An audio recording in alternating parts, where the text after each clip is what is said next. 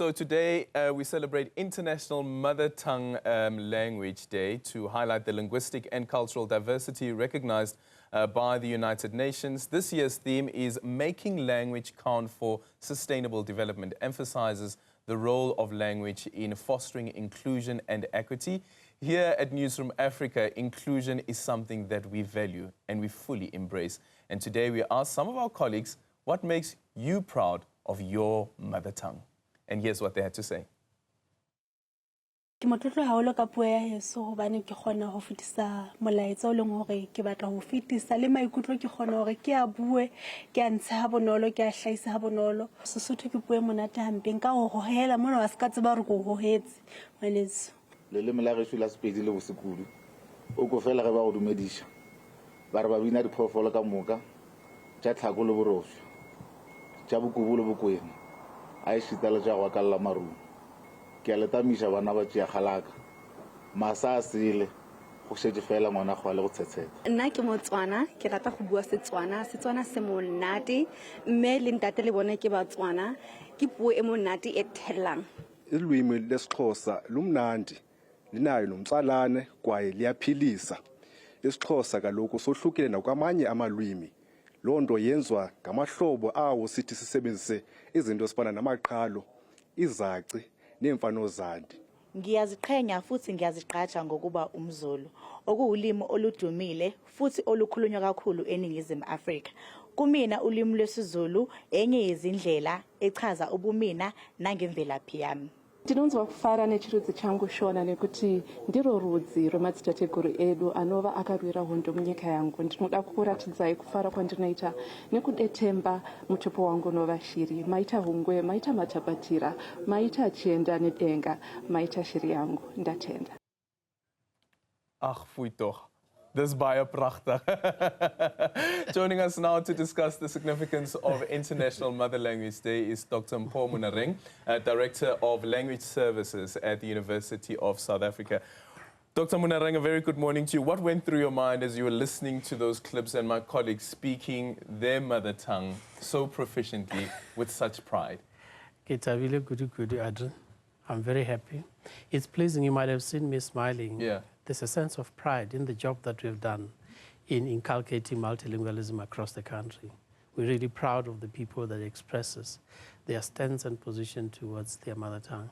Yeah, and I have to say, before we get into this discussion, is but earlier on we had that crossing to Refilwe Sibuku, and you have Zola Sholan as well, multilingual reporters who are able to tell the story of the communities that they are in, and the ability to relay that story in their language, but also ask the questions in their languages sometimes, which then also speaks to this, for me, importance of what inclusion means when we speak about the news. Because not every person who can speak English, however, they also have a story to tell. You're very right. I was impressed with the story that your colleague has given with the flood in Northern. Yep. The way she delved, when she spoke to you, it was pure English. And when she delved and spoke to the lady who was being interviewed, you could sense the vocabulary, the meaning and the essence and the nuances that the lady who was being interviewed captured the essence of the loss that they've gone through. The vocabulary is there, and basically the fact that it is placed on a media that reaches a lot of people, it trends isiXhosa. Yeah. Yeah. Let me ask you about why my mother language is important. Why is my mother language important? Yeah, very interesting. Remember when you were birthed, the first language you heard outside the mummy's holy place was isiXhosa. It is the language that mummy started to teach you, not teaching you, but you acquired throughout because of the association with the beautiful lady. And thereafter, you started by queuing, you babbled, and the language that was around you was isiXhosa. From there, you constructed sentence in one-word sentence, you moved to 2 words, and after that, you are able to communicate. So the languages that open lenses for you to the world, to understand what is surrounding you, to explore the world, is the language of your mother. Yeah.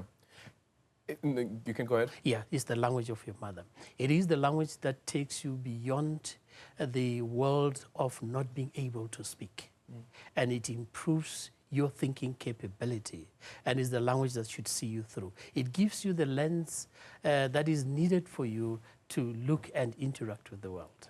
Yeah, because communication is very important, and I like that you link it to cognitive ability as well, which takes me to this theme that UNISA has, celebrating the roots and the multiplicity of voices of exceptionally multilingual world, the quest of recentering sense-making and in an all-inclusive world. What does that mean, especially for a country like South Africa?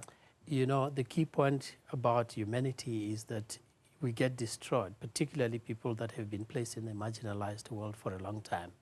The first way of destroying you is to get into your language and your being, and you're becoming somebody else. And if we destroy and make you inferior with regard to that language, so we completely have destroyed you. Remember that, as I said earlier, the language that introduced you into the world gave you various lenses into getting into the world. When you get, for example, at a higher institution of learning or school, you're going to use the language to make sense and understand what is being taught to you. And this is the language that brings you various kind of lenses that assist you to act and actualize your understanding of what is going. Let me give an example of myself, because I can't sue myself, right? Yeah, I grew up in the super province of Limpopo. We've got 3 main languages that are being spoken. I speak Sesotho, Saleboa, there's Xitsonga and Tshivenda moving around. So we grew up together. So the first language that I picked up, that I acquired, was my mother language, which is Sesotho, Saleboa. As we move around with other people, I pick up Tshivenda, I pick up Xitsonga. Then I stayed in Cape Town for almost 18 years. Then I pick isiXhosa. At school, we've done Afrikaans. I've done English. And all of these languages are giving particular lenses when I interact with a text, when I interact with you right now, because ultimately they make me to have a position and they inform me on how to make sense of what you're saying. In the classroom situation, for example, at tertiary institution, I would be able to use those lenses, sometimes to a point of not being able to tangible. And at that point, it improves my academic success towards my studies as I go along. Yeah. I'm reminded now of a quote by Nelson Mandela. If you talk to a man in a language he understands, that goes to his head. If you talk to him in his language, that goes to his heart. Important quotation. I would take you into counseling, career development and counseling. If you come and you've got serious problem at home that affect your psychology, your psychological aspect, and you are depressed, if I want to reach you, I must reach you in the language that is closer to you. I'm talking to you from inception. I'm talking to you from the language that you pick up first. The vocabulary, the nuances, and everything that I have picked up that is within your language would assist me to access your psychological makeup and the psychological problem. And I speak to you, when I speak to you in that language, there's a sense of trust. There's a sense of being together, understanding my position. And you obviously go back to that period, even if you could not just sense it, you could not touch it, but you will sense it, that period that you were birthed. Yeah.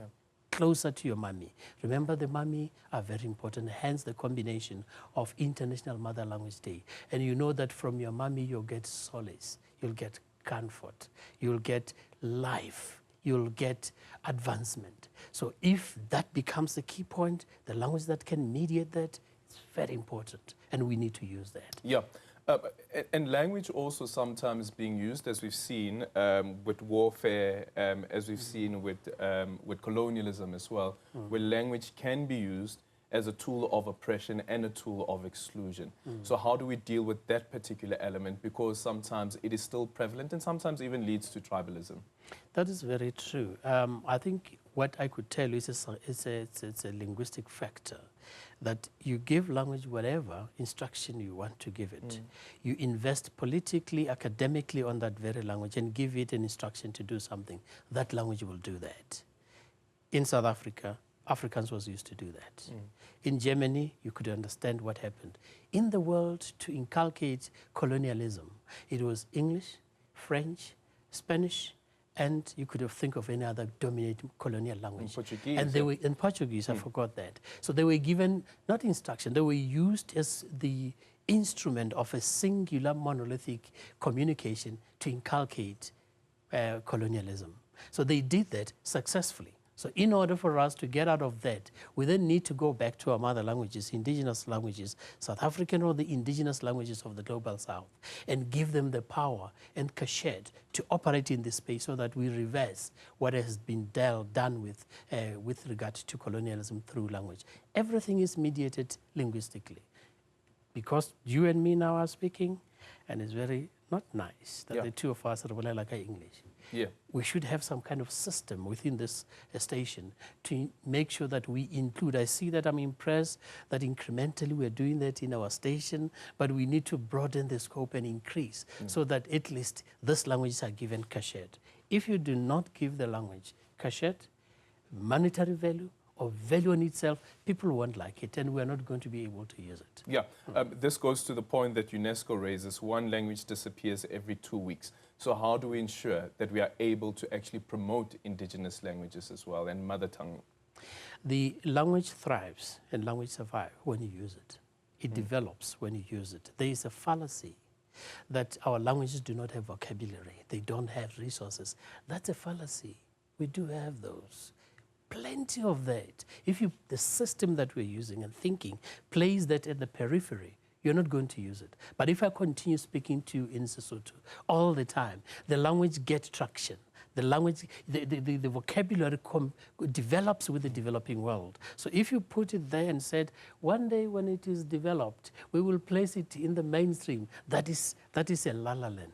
It's not going to happen. So what do we do if we don't wait for that moment to come? What do we do in the meantime? We don't wait. We just use the language.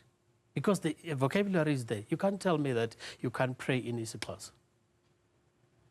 You can't tell that when you speak in isiXhosa, uThixo akakuve. Ayisebenzi loo nto. So the key point is that the language, our languages that we've got can do everything. Because the terminology is there. And if you leave the terminology and becomes archaic, then it's not going to work. Yeah, because the argument also from some people is that our indigenous languages are not languages of science, technology, and economics. And you ask yourself, so economics is nothing new. There was trading way before we came up with the concept of economics and the term economics. But there has been the communication and the trading that has been happening amongst indigenous people. What language were they using at the time? And I want to come to this now. UNISA launched the DLS's language style guides and an interactive webpage to promote linguistic diversity and inclusivity. Tell us more about that.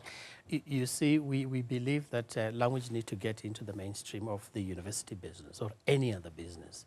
So one way of communicating and joining the world is the website. So if we put our languages in the website, the languages will be used. You know the webometric ratings. And if our languages are used and trend, they are occupying a serious space. Our little souls that are no longer interested in the language, they will see those languages trending. And when they trend, everybody use them. So we have got a website, web page, that is multilingual. When you get into a web page, you press the language that you want. If you want to know what we are and what we do, then it gives you everything. If you press Afrikaans, you get that. You press isiZulu, you get that, and it moves like that. So we are thinking and we believe that when we do that, we are trending and making our language relevant and giving them space in a platform of the world. The style guide. With the style guide, what is critical point is that each and every organization use language differently. They've used the style, the approaches of language, the choice, the diction of words. So we said, since the main language is English, our languages can do that too. We looked at how UNISA people speak and then create and get the vocabulary and tabulate and write style guide in those different languages. And those style guides are basically reflecting how UNISA speak and use languages.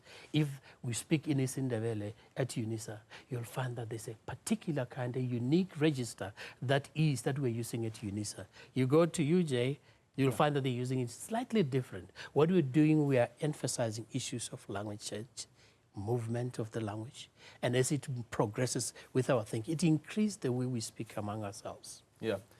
In conclusion, Dr. Monareng, in jou moedertaal, sê vir die mense hoekom is dit belangrik om jou moedertaal te kan praat? Go botlhokwa kudu gore re šomiše polelo ya rena ka gore polelo ya rena ke yona e re thušitšeng go nagana le go kgokagana le lefase. Re tlalefile re kgona go bolela ka mokgwa re beng ka gona ka baka la polelo e. Re kgona go bolela le Modimo ka yona. Re kgona le go tsena ka gara technology le tše dingwe tša bophelo tše re dirang ka yona polelo. Polelo yeo ke rena ke rena polelo yeo. Dr. Monareng, thank you so much for your time. Dr. Mpho Monareng is the Director of Language Services at UNISA. En ek wonder hoe jy jou moedertaal kan praat. And are you fluent in your mother language? I'm struggling a bit. My Afrikaans is not as it used to be, but I'd love to hear from you.